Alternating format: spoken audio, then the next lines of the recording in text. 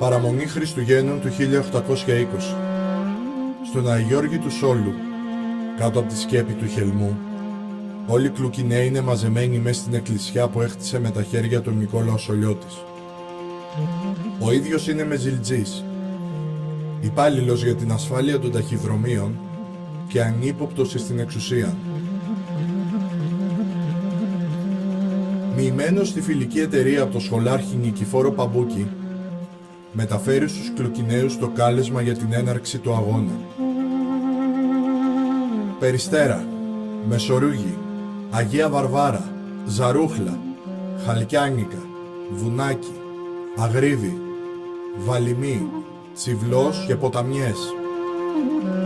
Όλοι στέλνουν τους αντιπροσώπους τους, ανταποκρινόμενοι στο κάλεσμα του Σολιώτη για συγκρότηση ένοπλου σώματος εμπίστων. Ο λαός στενάζει από τη βαριά φορολογία.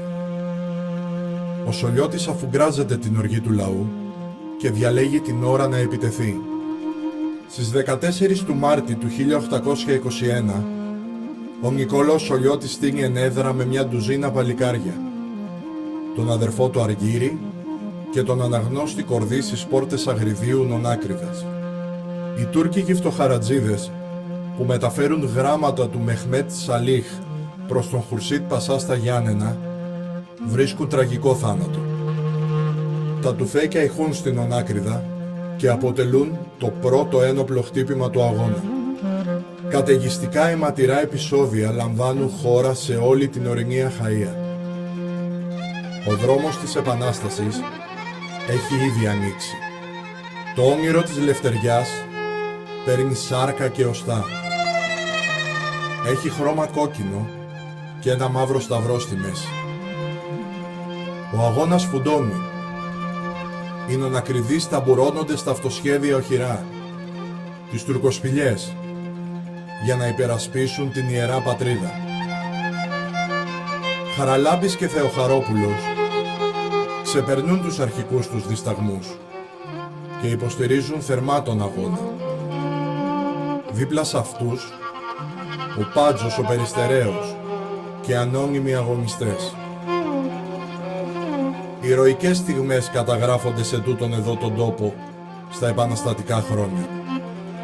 Ο Θεόδωρος Κολοκοτρώνης, ο γέρος του Μοριά, τάζει την καρδιά του στη μοναχή Μαριγό Βελισσαροπούλου από τα Χαλκιάνικα και αποκτά μαζί της έναν γιο.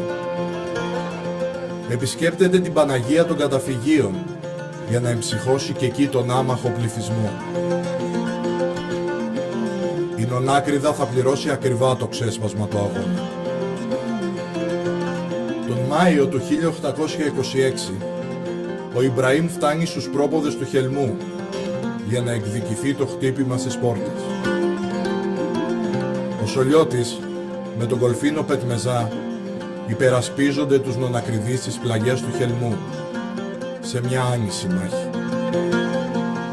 1000 Έλληνες, άντρες και γυναικόπαιδα βρίσκουν φρικτό θάνατο.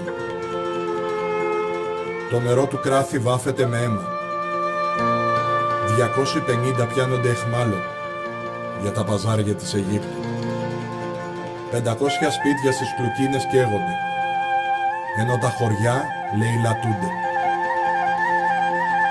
Από το μένος του Ιμπραήμ δεν γλίτωσε ούτε η εκκλησία του Αγιώργη στο Σόλο. Μπήκε έφυπος στο ναό και χαράκωσε την εικόνα της Παναγίας και του Χριστού με το σπαθί του. Οι νονακριδείς σήκωσαν ψηλά στους ώμους τους την Επανάσταση στην Ανατολική Αιγάλια. 200 χρόνια μετά τιμούμε τους ένδοξους οπλαρχηγούς.